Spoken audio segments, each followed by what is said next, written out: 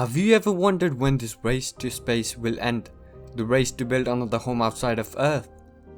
Of all the people considering on how we'll get to space, what sort of things we'll do there, and on what timeline, the voices of two billionaires, Elon Musk and Jeff Bezos, ring the loudest and the most often. Who is going to get us to space first? The tortoise or the hare? Space is a big place, one rich with resources and adventure for the taking. So if you're the imaginative type, leaving Earth offers near limitless opportunities for humanity's expansion. Elon Musk, the tech mogul behind Tesla and the founder of SpaceX, which is a whopping $46 billion rocket company, wants to establish a permanent, self-sustaining city on Mars. Meanwhile, Jeff Bezos, the founder and the CEO of Amazon, has his own space company, Blue Origin. His work so far focuses on building a road to space with new rockets that could ultimately pave the way for floating colonies. These two grandiose dreams are marketed different, and their owners occasionally spar about the details, but it's now conceivable that their two companies will one day work together in space. Here's what Musk and Bezos have said of their ambitious visions and how they're different, yet also so surprisingly similar.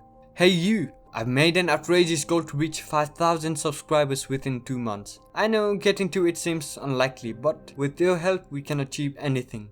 Also, watching the whole video would mean a lot. Musk has been obsessed with Mars for decades.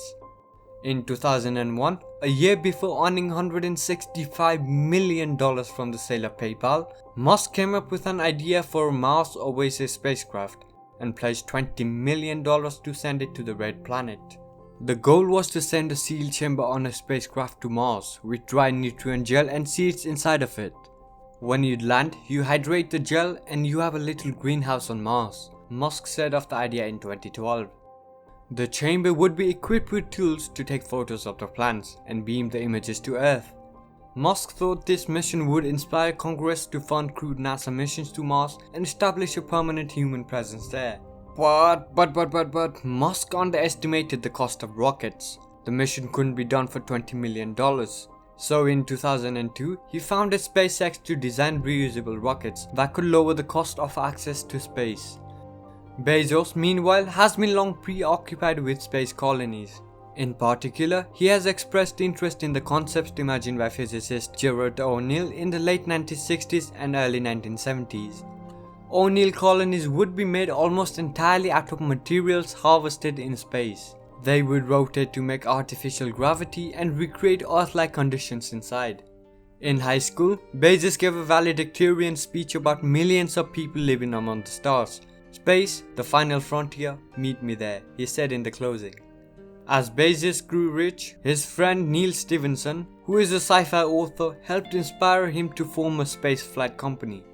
In 2000, Bezos secretly founded Blue Origin to lower the cost of getting people into orbit. Musk has described his vision for humanity's future in space in perhaps more detail than Bezos has. Musk's main goal is to back up our Earth-based civilization on Mars, just in case a terrible, long-lasting and global calamities befall our home planet. To work towards that goal, SpaceX developed Falcon 9 rockets with reusable boosters, the largest and the most expensive part. Using these boosters, which are capable of landing themselves back on Earth in multiple launches, saves many millions of dollars per launch. This reusability sets SpaceX rockets apart from all the other orbital rockets, which trash their boosters in the ocean or on land. SpaceX successfully landed its first booster on December 21, 2015. Less than a year after that feat, Musk walked onto a stage to formally detail SpaceX's plan for populating Mars. But those plans don't involve Falcon 9 directly, nor the company's newer and more powerful Falcon Heavy rocket system. Instead, SpaceX is working to develop a fully reusable rocket called Starship.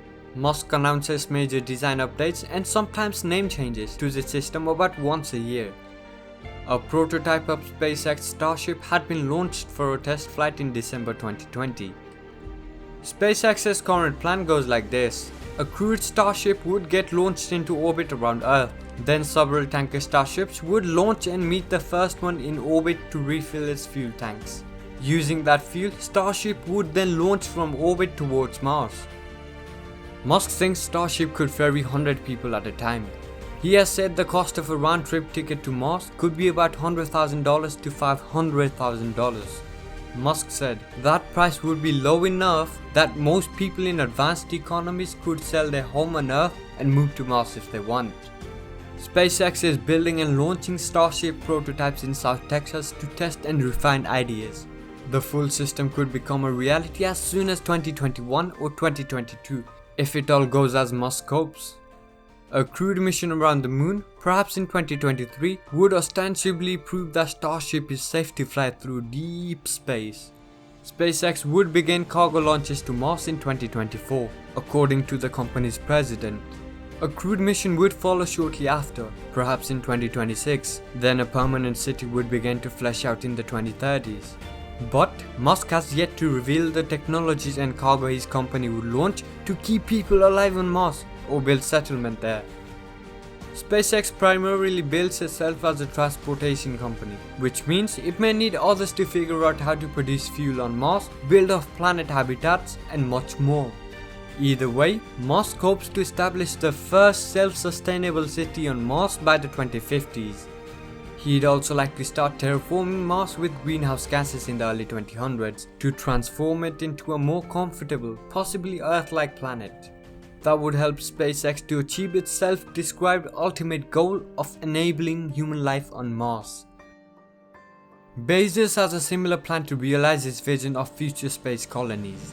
Bezos' goal is for Blue Origin to build a road to space with a rocket called New Glenn, which is scheduled to debut in 2021. Like SpaceX's current Falcon 9 and Falcon Heavy rockets, New Glenn would have reusable boosters that could land back on Earth and be utilized in future missions, lowering the cost of launches. New Glenn wouldn't be fully reusable like Starship, but Blue Origin is also developing a system called New Armstrong that might not waste any rocket parts. However, details about it are still secret. For now, Bezos' philosophy is to get Blue Origin good at launching and landing rockets with his New Shepard rocket, which is smaller and not designed to reach orbit. New Shepard is designed to fly past the edge of space in a ballistic arc, giving paying tourists about 5 minutes of weightlessness at the top. Bezos has said this will give the company robust experience flying human passengers before it targets orbit with New Glenn. Blue Origin is also vying to be selected by NASA as a commercial partner in the agency's push to get astronauts back to the moon. In May 2019, Bezos debuted the company's Blue Moon lander. Bezos sees the moon as a major part of the road to space. Ice litters the moon's poles, and that water can be split into hydrogen and oxygen, chemicals that can be used to fuel rockets. A lunar depot would be part of the means to more easily and cheaply access the abundant resources that are available across the solar system. This vision is broader than Musk's, which is primarily tied to Mars. If Blue Origin can make launches cheap, mine the moon for fuel, harvest asteroids for metals and minerals, and generate energy in space, it may be possible to construct space colonies and move people off the planet. The solar system can support 1 trillion humans, and then we'd have 1000 Mozarts and 1000 Einsteins. Think of how incredible and dynamic that civilization will be, Bezos said in early 2019. Meanwhile, Bezos foresees Earth returning to be a sort of residential planet with light industry. People would be able to affordably go to and from Earth to O'Neill colonies. Bezos admits the technology does not yet exist to make this happen, but he expects it within a few generations. So he launched a club called Club for the Future to inspire kids to preserve Earth and unlock the potential of living and working in space. In the end, Bezos and Musk's visions, while different, aren't so dissimilar. They both want to make access to space cheaper, enable people to live and work there, and expand the horizons of humanity. It's not unreasonable to think that SpaceX and Blue Origin may one day cooperate to achieve the impossible. Will they work together in the near future or not? Leave your answers in the comment section down below.